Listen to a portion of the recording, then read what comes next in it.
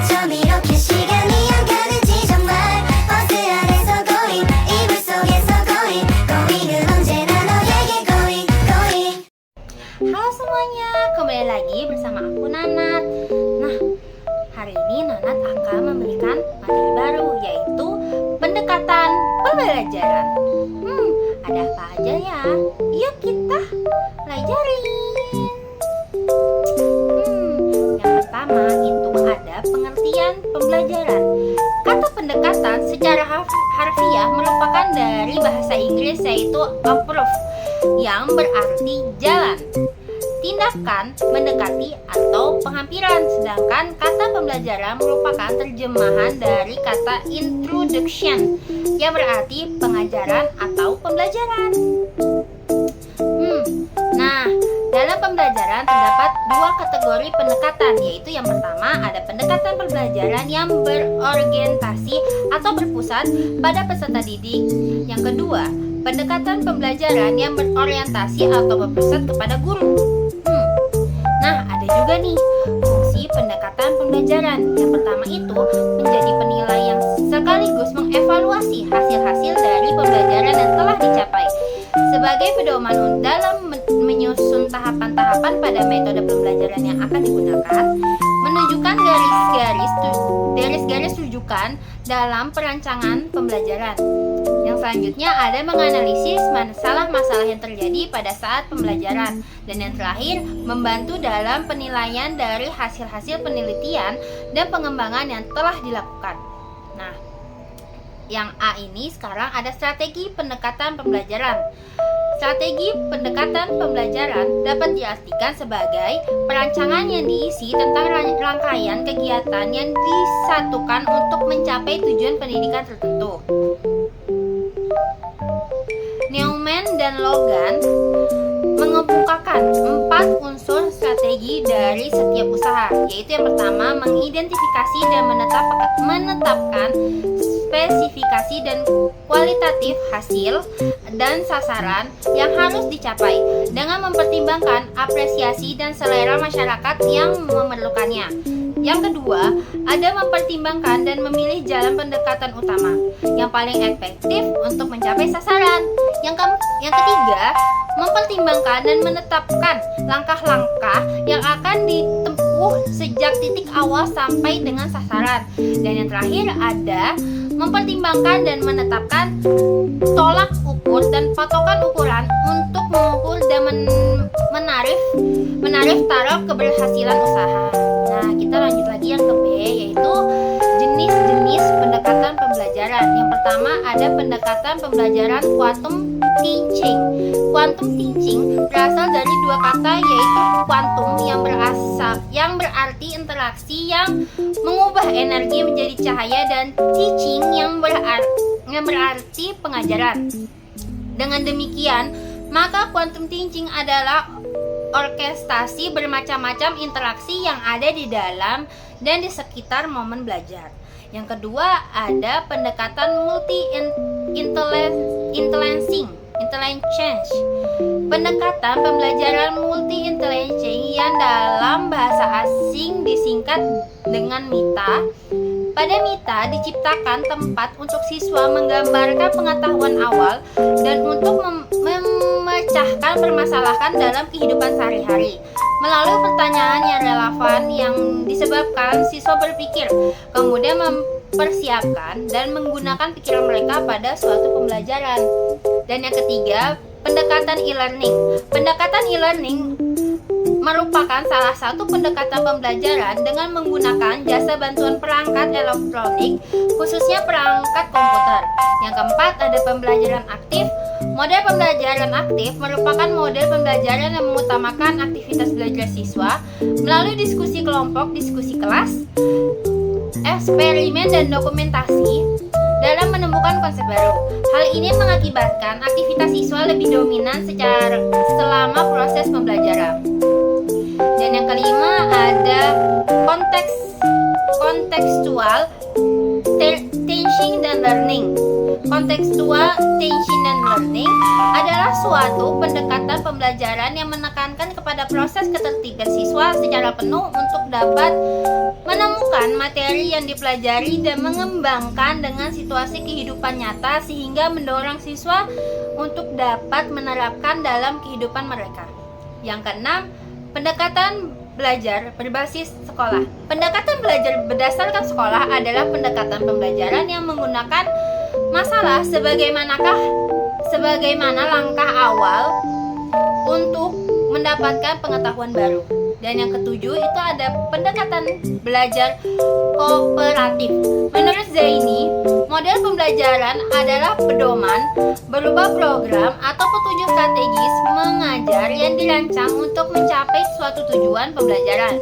Pedoman itu memuat tanggung jawab guru dalam merancang, melakukan, dan mengevaluasi kegiatan belajar. Oke, yang kedua itu ada perorganisasian peserta didik atau mahasiswa. Yang pertama itu ada pengertiannya. Nah, dalam dunia pendidikan, peran perorganisasian peserta didik atau mahasiswa sangat diperlukan guna mencapai kemaksimalan dalam pembelajaran. Dalam hal ini, tentu seorang guru harus memiliki kebijakan dan menentukan cara pembelajaran yang mana paling tepat untuk siswa atau mahasiswa yang akan dihadapi.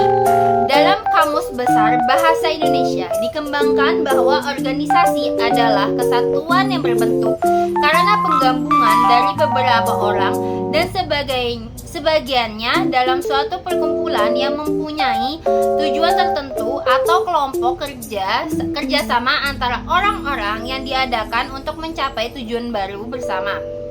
Dengan demikian, dapat disimpulkan bahwa organisasi adalah suatu proses interaksi yang terjadi dalam suatu kegiatan tertentu yang terdiri atas beberapa orang untuk mencapai tujuan secara efektif dan efisien. Adapun pengertian peserta didik dalam Undang-Undang Nomor 20 Tahun 2003 tentang Sistem Pendidikan Nasional adalah anggota masyarakat yang berupa pengembangan diri melalui proses pembelajaran yang tersedia pada jalur jenjang dan jenis pendidikan tertentu. Dari pengertian beberapa ahli bisa dikatakan bahwa peserta didik adalah orang atau individu yang mendapatkan pelayanan pendidikan sesuai dengan bakat, minat, kemampuan agar tumbuh dan berkembang dengan baik sebagaimana sistem tersebut memberikan perilaku atau proses pembelajaran di kelas. Sehingga bisa dikatakan bahwa organisasi peserta didik adalah suatu sistem interaksi guru dengan murid yang ditujukan pada tujuan pembelajaran, yaitu pengembangan bakat, minat, serta kembangan agar murid dapat tumbuh dan berkembang, di mana sistem tersebut memberikan arahan perubahan dalam proses pembelajaran di kelas. Oke, selanjutnya ada konsep perorganisasian pembelajaran. Menurut para ahli mengemukakan bahwa organisasi belajar sebagai suatu disiplin untuk mengembangkan potensi kapasitas individu dalam organisasi yang dikenal dengan Vince Disring sebagai berikut. Yang pertama, berpikir sistem. Yang kedua, penguasaan pribadi. Yang ketiga, pola mental. Yang keempat itu visi misi bersama. Dan yang terakhir, yang kelima itu belajar beregu. Nah, selanjutnya ada juga nih strategi perorganisasian pembelajaran. Kistono mengemukakan dua strategi perorganisasian pembelajaran, yaitu yang pertama mikro dan yang kedua itu strategi makro. Strategi makro diajukan untuk menata sajian suatu konsep, prinsip, dan prosedur, sedangkan strategi mikro diajukan untuk menata keseluruhan bidang studi. Nah, ada juga nih strategi makro dalam perorganisasian, yaitu ada kapasitas belajar melalui informasi verbal, keterampilan intelektual, strategi kognitif, sikap, keterampilan monitif. Nah, yang kedua itu kan tadi strategi makro dalam perorganisasian belajar, yaitu hierarki belajar, analisis tugas, substitutif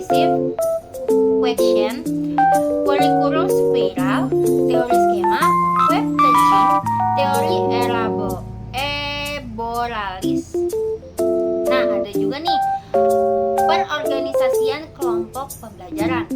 Dalam kaitan ini, seorang pendidik harus mampu memahami perorganisasian kelompok belajar guna mencapai tujuan pembelajaran. Ada hak yang harus diperhatikan oleh pendidik dalam perorganisasian kelompok belajar, yaitu pada situasi yang pertama itu pada situasi yang ekstrim, kelompok belajar itu hanya seseorang saja.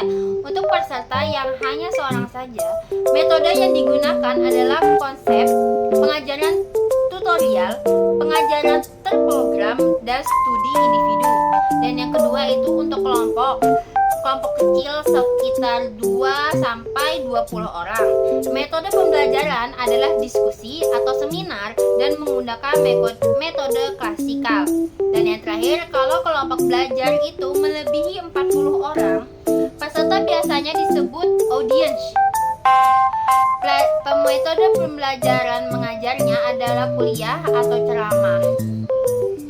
Nah, kita lanjut nih, yang ketiga tadi ada hubungan antara strategi, tujuan, dan metode pembelajaran.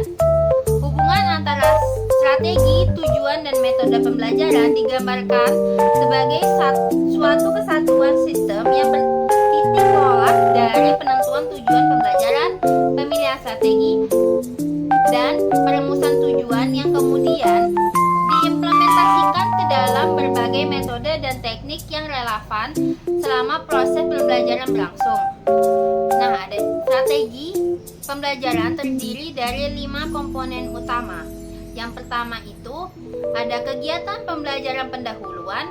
Dalam kegiatan belajar pendahuluan dapat dilakukan teknik dan menjelaskan tujuan pembelajaran khusus dan melakukan apresiasi yang berupa kegiatan. Yang kedua itu ada penyampaian informasi, dan yang ketiga itu ada partisipasi peserta didik, keempat tes, dan yang kelima ada kegiatan lanjutan. Nah, pemilihan strategi pembelajaran hendaknya ditunjukkan berdasarkan kriteria berikut. Yang pertama itu ada orientasi strategi yang pada bertugas pembelajaran. Yang kedua ada relevan dengan isi dan materi pembelajaran. Yang ketiga ada metode dan teknik yang digunakan difokuskan pada tujuan yang ingin dicapai. Yang keempat ada media pembelajaran yang digunakan dalam merangsang insan peserta didik secara stimulan. Oke, sekian dulu dari Nanas hari ini, sampai jumpa.